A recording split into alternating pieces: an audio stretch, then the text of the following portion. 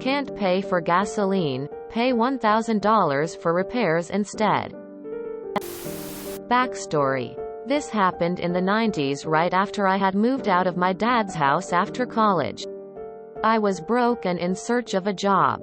My brother, who owns a local mechanic shop, helped me find a job and a place to live in the area.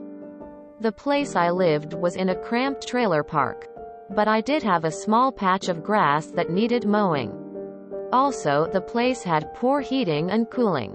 I had to install my own window unit and use a kerosene heater for heat. Not a good idea, by the way. But it's what was available, and it was indoor rated surprisingly. My neighbors, we'll call Josh and Anna again, are the type that have a nice expensive car despite not being able to afford power, food, etc. But who am I to judge? The car? A Ford Thunderbird Super Coupe. Round 1. It's getting springtime and my weeds are starting to grow. So I get a small power mower, a gas jug and some gas. I mow my yard in about 5 minutes. Done. Next week I come out and my gas jug is empty. Well crap. Round 2. It's week 2 of mowing season and I go get some gas. This time I get less, and before I put the jug up I place a small handwritten note on it, "Attention. Gas thief. Contains water." No, it didn't really. But I was testing a theory. And yep, they stole the gas anyway. At this point I still wasn't sure if it was actually them or not. But I was about to find out. Round 3. Mortality. It's now 4 weeks into mowing season. At this point it's warmed up. My new shiny 220 VAC unit is humming in the living room and I no longer need my kerosene. I take my gas jug and kerosene jug. Get some gas, Kiro. Mow my yard. Put my gas jug just inside my door and leave my very full bright blue kerosene jug next to my mower. He took it. The fallout. Anyone who works on cars knows that a gasoline-powered engine will not run on kerosene. So yeah, he didn't make it much farther than the top of the hill. The best part is that the warranty didn't cover the damage done by using the wrong fuel, and to fix it, the tank had to be drained. The lines had to be drained. The filter changed and new fuel injectors installed. Josh ended up paying my brother over $1,000 to fix his car. I think my favorite part was walking by Josh later with my empty kerosene jug, mumbling about why would someone steal my kerosene in warm weather. He never admitted he did it. He never stole my gas or kerosene again. Finally he learned, or found a new victim. Josh is lacking in the brains department. Also, his actions served their own punishment. No karma needed. Josh finally learned a lesson he should have learned long ago.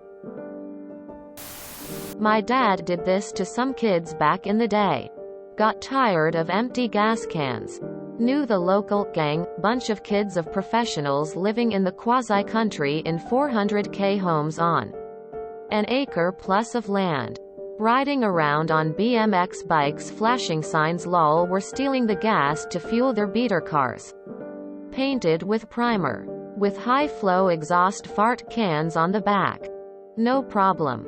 Dad put out a 5 or 10 gallon can. Can't remember which. Was about half gas. But had wild shit in it. Sugar. Thought that worked at the time. Oil.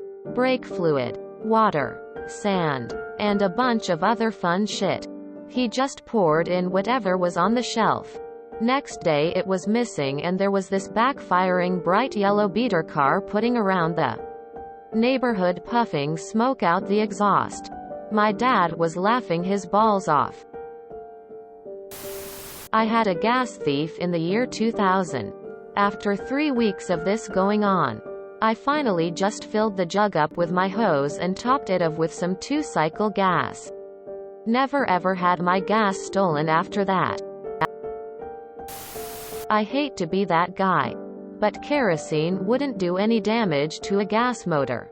The most that would happen is that it would run for a bit until the kerosene gets to the engine and it shuts off. That's it. All you have to do is drain the fuel tank and fill it with gas and just keep cranking it. Once the fuel pump pushes the kerosene out the fuel system through the injectors, it should start right up. The real mess up is putting gas into a diesel. That fucks shit up. Source: Am Mechanic. This story is not long. I wonder where Josh is today. I'd love to know if there's an update after some social media stalking to see where he might be in life today.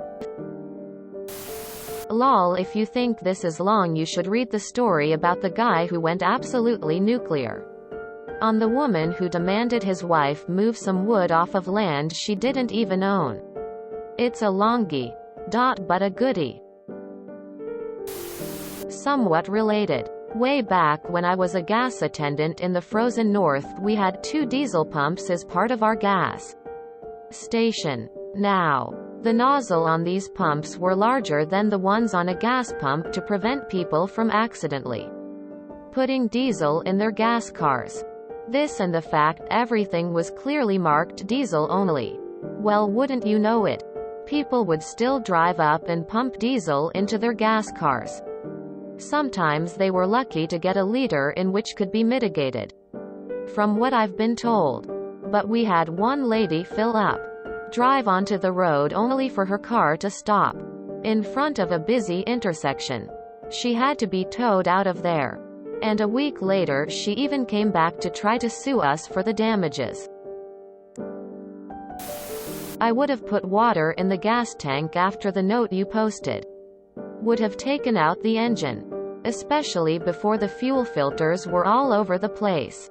Maybe even the filters won't be able to work with 1 gallon of water. Love the super coupes! Exclamation mark. I have got to say that $1,000 is cheap even if it's American dollars. My partner had water go through his Ford Ranger and it cost a UD $10,000 to get the fuel lines in. Injectors all replaced. Lucky it was an insurance job due to dodgy fuel. Beautifully done. I have a yellow gas can.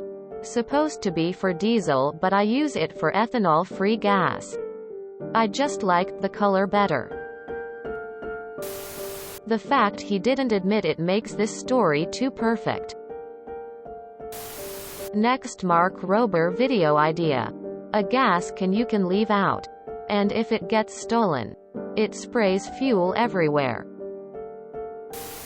Come on mate, this wasn't a long story, especially not for this subreddit.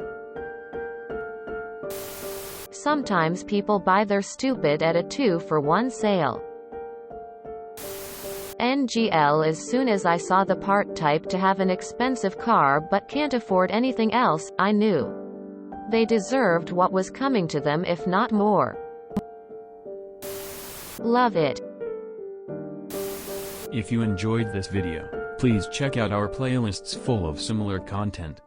Epicaricast is like doom scrolling for your ears. Please like, share, and subscribe.